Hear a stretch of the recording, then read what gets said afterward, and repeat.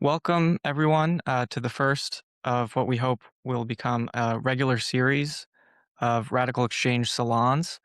We're thinking of these as a dedicated space for the community to dive deeper on a particular subject, led by someone in this community who's been thinking hard about it and wants an opportunity to think in public with the rest of us. So, what you'll hear today is not a polished product, it's just a starting point for feedback and collective work.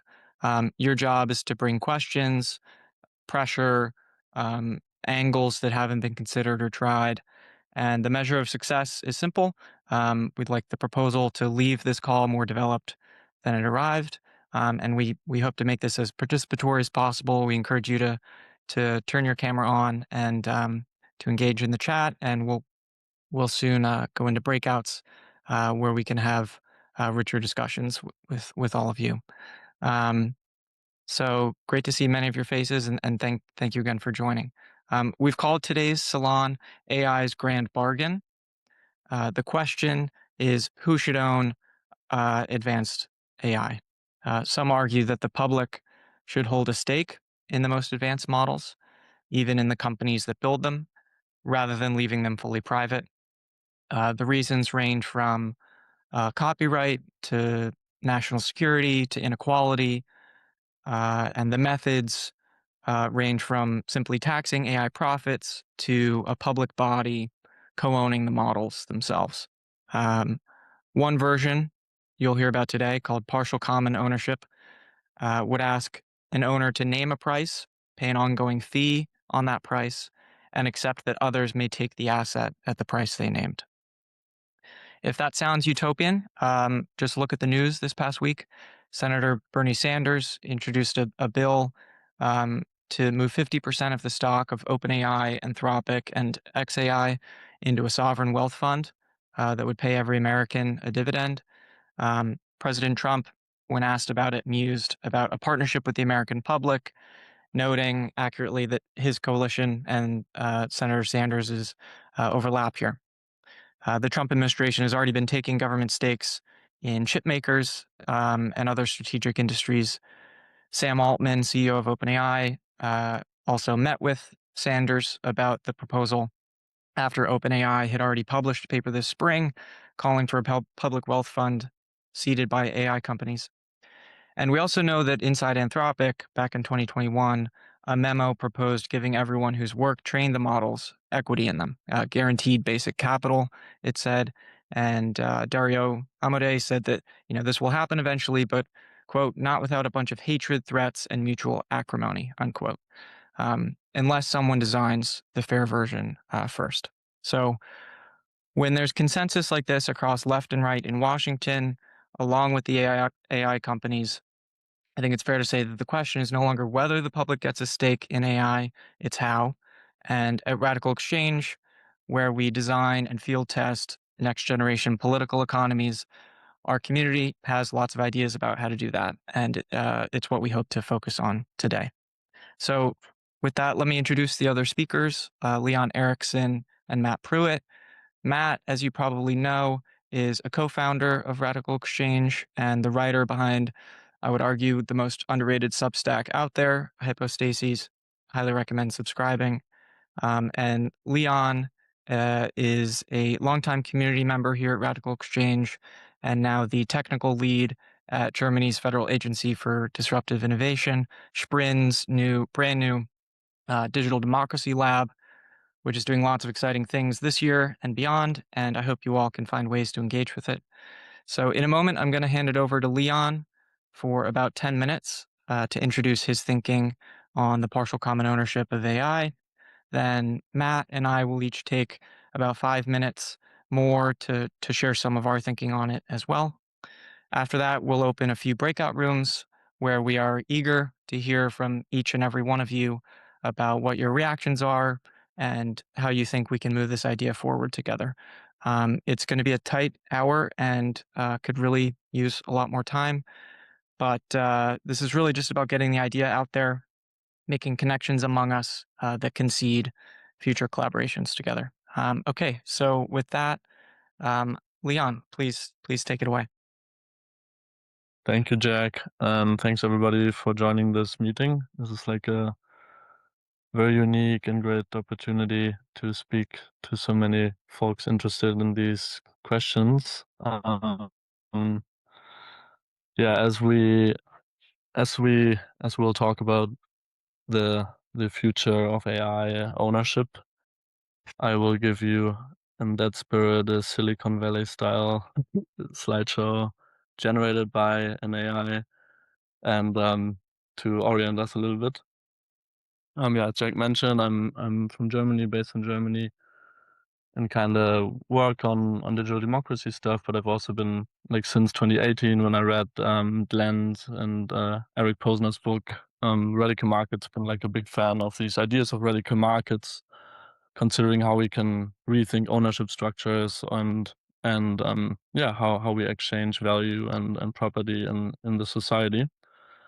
And I think as we talk about this in the context of AI, it's like just helpful and important to acknowledge that I think we actually need to ask ourselves what AI is. There's this like really cool and interesting essay or blog post by Jaron Lanier, this computer science researcher in I think it's the Atlantic, called "There Is No AI," and his main argument is basically that AI is built by society. Basically, it's not artificial, it's not like a product that like a small team of developers at like OpenAI, Anthropic, DeepMind, or Mistral is developing, but instead it's like really the accumulated knowledge of humanity, right? It's like our languages, our knowledge, our code, images, institutions, representations of all the infrastructures we've developed.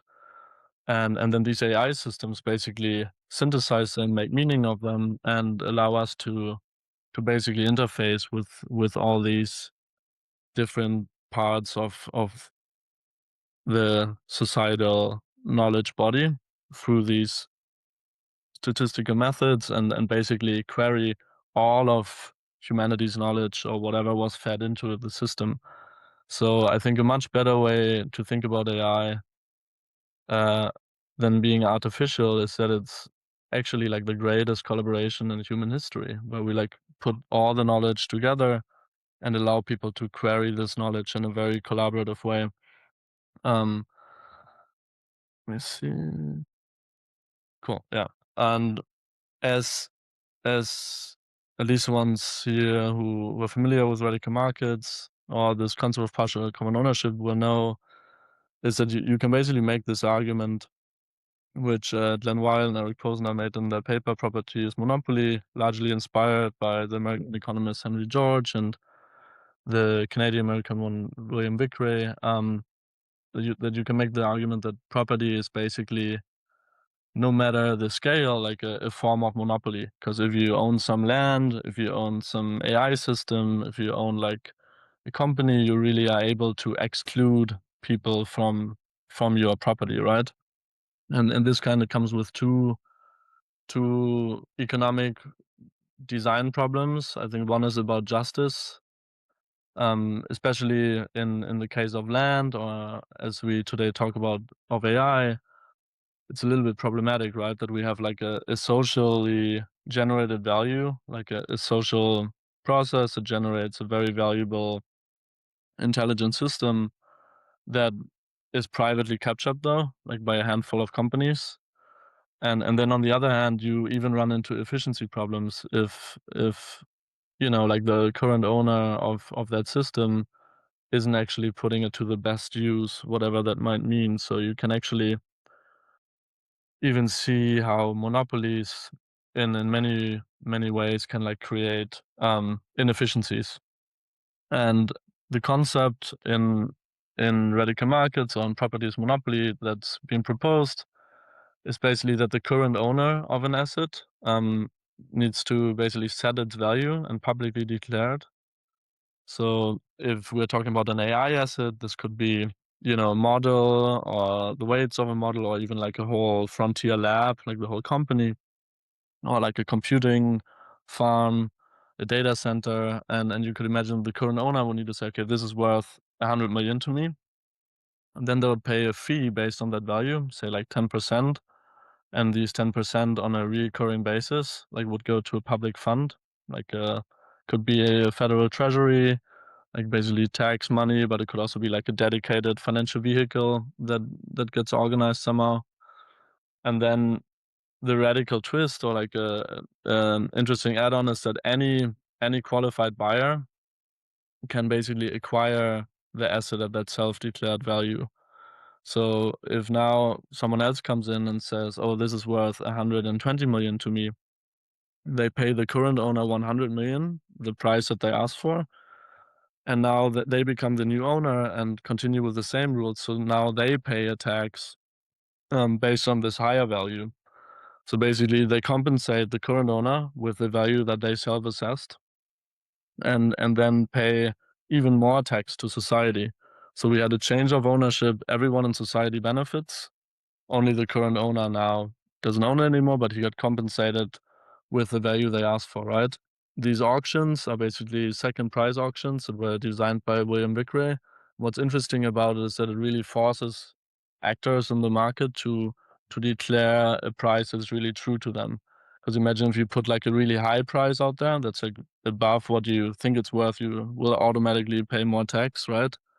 So you can't really bluff in that way. And then if you set it too low, someone else might acquire it from you. So in theory, what's happening here is that we gain a lot of efficiency because basically we allocate these AI assets with whatever entity has the highest use or value for it. And at the same time, as we increase productivity, society wins because as these values goes up, as these values go up, the public fund also grows, right? So innovation remains private. Ownership kind of is always contestable and up for grabs, and the value that's generated in this very radical market is shared. Mm, Now, obviously, it's going to be pretty hard to like reach out to OpenAI in the way that Bernie Sanders did, and like ask ask them to meet and consider this concept, right? Or ask Anthropic to do it, and then even worse, investors of these companies to consider like entering this new market system. So a thought that came up in a conversation that I had with Matt in I think like March or April, basically that we could think about like thinking about what are good starting places for this idea, and I think a great like avenue might be to think about these state-led efforts in AI innovation. So in Europe, actually, the organization that I'm working with is running this Next Frontier AI initiative. Like all these initiatives here are kind of in the spirit of sovereign AI. Like these middle powers like Europe, South Korea, India, Indonesia want to be independent from the AI stacks of China and the United States. So they basically take public money and funding invested in AI research and development in the hope that it'll like become a a market in their economies. And since this money is already being invested and these technologies are being built, like you can check out these different initiatives and they're pretty large scale. Like I think in each of the cases it's like billions that are being deployed. I think it's actually a very important question to ask, like what should be this ownership model in these very kind of in between state and private led efforts to build AI systems. I mean, in that case, I think there's even more reason to consider kind of more publicly adjacent ownership models, given that the initial funding of these projects also comes from taxpayers.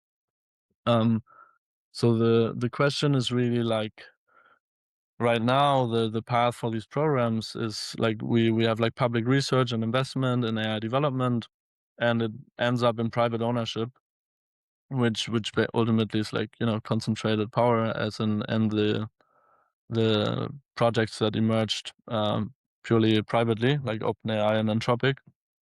So the alternative path might be to advocate in these state-led efforts and then kind of treat them as special economic zones where we can not only incubate systems that give these countries political, economic, strategic leverage, but also like a more sustainable business model where like the value is shared with the society in which they live, and ownership is kind of contestable. There's like many open questions, like what an ownership model like this should look like for AI. I mean, one is like how we would bundle these assets, right? Like, would the bidding process happen on a level of like models or compute, just the way it's entire companies, also the branding attached to it. And then another important question that Matt will, I think, also talk about more is like kind of the question of who's like a qualified buyer, you know? Like, should really any company inside a state be able to participate in these auctions, or only specific sets of actors? And there's many more questions that we don't yeah, are not able to answer yet. And this is kind of what this salon is about. Like, we'll break out into rooms a little bit, and we can uncover the blind spots, brainstorm. But now I will give it to Matt to shed some more light on these questions.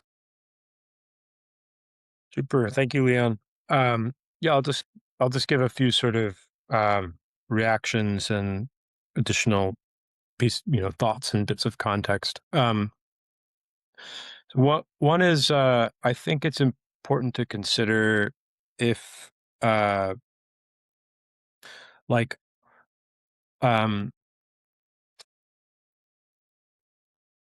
if partial common ownership kind of makes it into the public discourse as a possible way of dealing with ownership of AI systems, where does it sort of sit in the public discourse? And I think in order to answer that question, you have to sort of compare it to something like the Bernie plan. So, and there's a couple things to consider there. Like in evaluating the Bernie plan, a lot of the conversations that I've had recently have centered on a couple of questions, right? One is basically like okay, so if we create a big public stake in AI ownership in AI companies. I mean, first of all, there's the question of, stake in what, right? The company, the model, the data center or other piece of infrastructure. So there's that question. Let's say it's the company. I think it's kind of the conversation kind of seems to be converging on the idea that the company or some chunk of these companies, uh should be the subject of it. All right. Then the question is who owns it. Um uh the Bernie Sanders' proposal is the government or a sovereign wealth fund set up by the government. Uh, an alternative view that I've been talking about the past few days is like, well, maybe it should be the shares should go directly to individuals. Maybe we should just directly distribute a whole bunch of shares to individuals. And on the one hand, that's like, all right, good, because then you're not creating a power concentration in the government or in the sovereign wealth fund. On the other hand, you have to. I think there are some historical lessons to learn that should give us caution with that. And the big one that comes to mind for me is 1990s Russia. So in 1990s Russia, there are all these state companies that went from USSR ownership to private ownership. And when that happened, they created shares for everybody, for all Russians. And like literally within like days and weeks of doing that, um, everybody in Russia who was poor had had their shares pried loose from them by investors who were going around offering people money, and that resulted in a different kind of massive concentration, and is basically the story of the beginning of the Russian oligarchy, like that, and these like corrupt, that basically there was people buying up shares from you know that had been distributed to people, and then there were also these corrupt auctions, and like those two mechanisms were like how the Russian oligarchy was created. Um, the so is that question of who owns? Should it be government or should be individuals? In the Bernie plan, the partial common ownership, provides other possibilities. I think that. Then there's the question of how is it acquired. So Senator Sanders is proposing 50% tax on shares payable in shares. which just basically just means transfer of equity. Um, uh, there, I interpret that as kind of an opening bid. Another way that that might work uh, would be that it's ruled a taking, and that there's, that just compensation has to be paid. So, for example, and what that would look like would be, the taxpayers pay out, you know, $2 trillion or something to the current shareholders of AI companies, and in exchange for that, the public becomes a huge owner of these companies. Um, I mean, again, one of the things that's interesting about partial common ownership is it offers sort of other ways that might work. But even with partial common ownership, I should say that there's these interesting sort of questions about takings. Um, Uh, and then the other sort of category of questions is, um, like, how could partial common ownership go wrong? Why might it be? Why might it?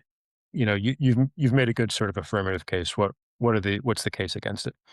Um, w- One is that arguably it creates an incentive to monetize. It creates an incentive to sort of to exploit the asset, basically, because it requires sort of these ongoing payments to the public in order to maintain possession of the asset. So you need to monetize it. We may not want aggressive monetization of the power that AI gives to companies. So we might want to think about, you know softening the partial common ownership's structure or something.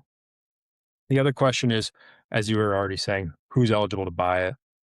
Who's eligible to be like a buyer of of of um, of the AI companies, um, and um, like uh, if you take sort of yeah, I mean, if you take seriously the idea that AI is a weapon or safety concerns or anything remotely in that category, then you're going to have to say that, well, not just anybody can be the buyer. We have to have some kind of a white list of, like, who's allowed to be the bidder who can sort of take over this power, which raises a whole other set of questions about how do you sort of make how do we define who's allowed to be an owner, and how do we make sure that they're sort of aligned with the public in some way. Um, so those are the main sort of, I've already spoken for too long. Those are the main sort of questions and problematizations I wanted to raise. But yeah, I think I'm excited to explore this further, and I'll hand it to Jack. Thank you so much, Leon, and thank you, Matt. I'll just share. I just have two quick things to share, and then we can jump into breakouts. The only things I want to add um, are sort of about the justifications of an intervention like this, and then sort of um, how I'm thinking about, where this sort of mechanism could apply at different levels in this sort of AI economy and supply chain.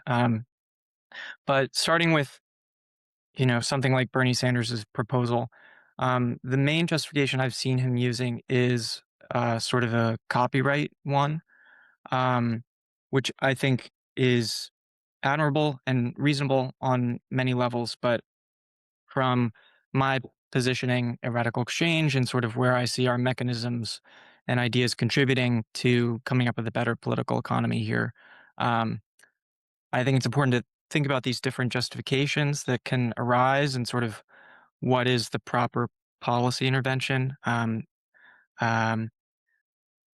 we've worked quite a bit, and Matt has done some great thinking on this around the idea of collective bargaining over data as something that is increasingly important. We've been working on that since our founding in 2018, and nobody disputes that now. It's even in the old Anthropic memo from 2021 I mentioned earlier. Um, and I think the idea of, and there's a lot of emerging work on how to set this up technically and institutionally, um, where if we had a system of understanding uh, the how to fairly value data inputs into the performance of AI models. And we could compensate contributors of that data, not just in cash, but also in equity, like a kind of data equity. I think that is a very interesting sort of relationship for people to stay on the productive side of the ledger and have a stake in improving these models over time. And I think that's a very important project for us to be working on together. I think Bernie Sanders, not knowing about that opportunity, is lumping in the copyright justification into this broader public equity claim. But personally, I would like to see the copyright claim mainly sit in this project of data equity. But nonetheless, there's still a broader question of society at large. Many of us are not going to be contributing valuable data at the margin, but nonetheless, there are other public claims that can ground something like this. And so I think it's just useful to disentangle these claims. Um, and so, so if data contributions are uh, and data equity is justified by something around copyright, we can think of claims that justify public equity in, you know, also the collective intelligence that is produced in society and leads to these collective works that uh, lead to data that improves these models. But there are other justifications as well. Society is underwriting a lot of the risks here in terms of labor displacement, instability, inequality, existential risks. I think there's plenty other justifications here for some kind of public equity scheme, and that's how I'm thinking about it. Now, in terms of how PCO could apply at different levels of the supply chain here. I mean, at the it's interesting to think about the model layer and sort of why, like, sort of how what would this sort of ownership scheme, how would it improve on the status quo? I mean, there's this, I think that AI models themselves are basically, in economic terms, non-rivalrous. They could serve everyone, and their commercial value really rests on the right to sort of exclude others from exploiting it. They right now maybe these frontier models have some sort of 6-month lead or so on open source models, and people are wondering if they'll commoditize or not. Um, Basically, I think PCO could help address that power dynamic, where the the public, that these companies developing frontier models would have to, assess that value, um, and pay a tax based on that, and there would be some sort of public right to take the model. And the question is, what happens then? Do they, if there is some strategic concern, do they just close it off? There's a risk that they, to Matt's point, could exploit it themselves. Perhaps it makes sense to to justify that public taking as we are bringing it into the open, so that we can help sort of share the power that can come from these models.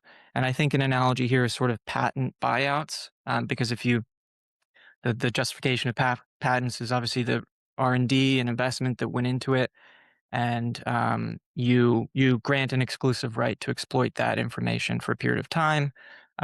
But patent buyouts are a thing that happens when it's in the public interest. I think that's an interesting analogy for the models. I'm very excited at other levels of the stack around, there's all this talk about compute and other infrastructure. There's emerging work on compute markets that sort of treat this as like a homogenous commodity itself.